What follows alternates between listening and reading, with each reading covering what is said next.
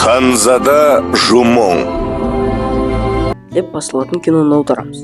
Бұл 3-ші сериясы. Ал қалған бөлімдерін көргіңіз келсе, арнаға тіркеліп лайк басып кетіңіз.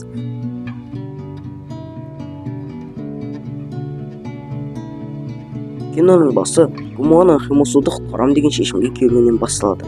Әкесіне барып, Химусуды құтқару үшін әскер сұрайды. Бірақ әкесі ақымақ болма деп қуып шығады. Дәл сол кезде әкесі мен баласының әңгімесін естіген Будокбөл Гумоға барып, Химусуды құтқару ақымақтық, Химусуды тұзаққа түсірген сенің әкең екенін де жеткізеді. Гумо ашуланып қылышты Будокбөлдің тамағына тақағанымен өлтіре алмайды. Ал кейін Химусуды ханның алдына апару үшін алып бара жатырған жерінен Дамуль әскері шабуыл жасайды. Сөйтіп Гумо оны атқа мінгізіп алып кетеді. Бірақ жолда олардың жолы екіге айырылады. Гумо Химусуға барғысы келгенімен әскер жақындап қалған болады. Кейін Химусуды алдынан үлкен жар пайда болады да батырлықпен суға құлап қаза табады.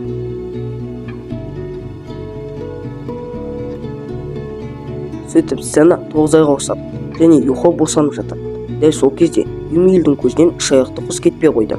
Сөйтіп ол уәзірді шақырып алып, Химусу тірі болуы мүмкін, үш аяқты құс деп мойыншайды. Сосын уәзір қумаш деп кетіп қалады. Ал Юхо ол баланы дүниеге келеді және жақын арада Юхо кететінін жеткізеді. Бірақ Гумо бөлек кетсең оған не үйретесің? Одан да мен асырап алайын, оны Химусу сияқты батыр қылып өсірем деп уәдесін береді. Ал әкесі болса өлім аузында жатыр екен және әкесіне барып, мен Химусудың баласын асырап алып, хан әскерін жеңетіндей қылып өсірем деп әкесіне де уәдесін береді және асырап алатын туралы уәзір де байқап қояды. Кейін уәзір сарай күзет басшысын шақырып алып, ол Химусудың баласы болуы мүмкін, сол үшін оны өлтір деген бұйрық береді. Кейін әскер басы келіп Юхоны өлтірейін деп жатырғанда, Юхо қашып кетіпті. Гумоға келіп өліп жатырған әйелді көреді. Ал Юхо қашып бара жатып, Қытай әскеріне жолығып қалады. Бірақ оны әскер басы құтқарып қалады және ол Юхоға Химусуды бойы келе өлтірді деп айтады. Енді өлтірейін деп жатырғанда қылышқа найзағай түсіп, өзі өліп қалады. А что, так можно было, что ли? Жаңбыр басылғасын Химусудың өлімі үшін бір жылап алады. Бойы сарайына қайтып келіп, алайда бойыдан кек аламын деп уәдесін береді. Сөйтіп тұрғанда Гумо жетіп келіп, Юхо баласын табыстайды. Оның бәрін сырттай көріп тұрған Будокбөл іштей. Сөйтіп баланың атын Жумоң қояды да, оны ханзада етіп тағайындайды. Сөйтіп уақыт 20 жылға сырғып кетеді. Және ханның 3 баласы бар. Дысо, Йомпо, Жумоң. Кейін оларды шатырға кіргізіп халдерін сұрайды. Ал бөлек шыққанда Йомпо Жумоңтың мамасының халін бірінші сұраған үшін сәл ашуланып қалады. Ал Химусудың ізін жалғастыратын баланың түрі мынау. Сырттай көріпкел сарайындағы бір қызға ғашық. Йомпо мен Дысо хан болуды ойласа, бұның тірлігі мынау. Анау алыс жерден келген себебім сені көру үшін ғана. Сөйтіп енді құшақтап жатырғанда дабыл қағылып шайқас болатынын жеткізеді. Және ағалары оған сауытты кейде соғысқа шық деп бұйрық береді. Бірақ біздің Жумоң деген батыр өмірі соғысып көрмеген ол. Алдымен қарсылас жаққа хабаршы жібереді. Бірақ олар оның басына балтамен қадап тастайды. Ал ондайды бірінші рет көрген Жумоң метеорит шешен. Сөйтіп соғыс басталады. Жумоң да түр бермей батыр құсап соғысын бастап кетеді. Мынау Йомпо. Ал мынау Дысо. Ал мынау болса Жумоң. Кейін оған біреу шабуылдап үстіне секіреді. Жумоңды енді өлтірейін дегенде Дысо құтқарып қалады. Кейін барлық уәзірлер елге қайтуды сұрайды.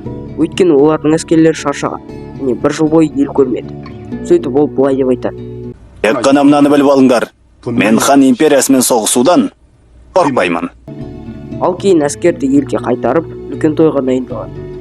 Кейін Йомпо мен Дысо мамалармен әңгімелесіп отырғанда, қызметшісі келіп ханның сізге емес, Юхоның сарайына кеткенін жеткізеді. Ал Гумо болса Юхоның алдында өзін кінәлі сезінетінін айтады. Және Жумоңды өлгенше тренировка істету керек деп айтады да кетіп қалады. Лучше прожить один день как тигр, чем всю жизнь как осел.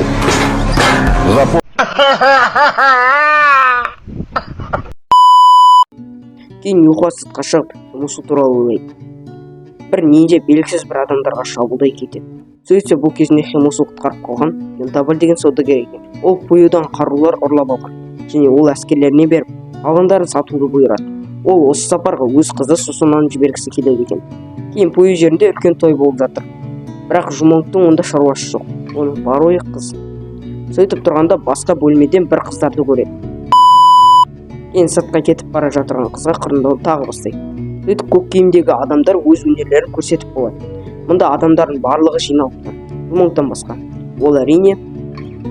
Кейін қойманың есігі ашық екенін көріп, күзетшілер сыртынан кілтеп кетеді. Примерно біткен жерлер осы. Кейін барлығы Жумаңды іздейді, бірақ таппайды. Ал Жумаң болса ұйықтап қалыпты.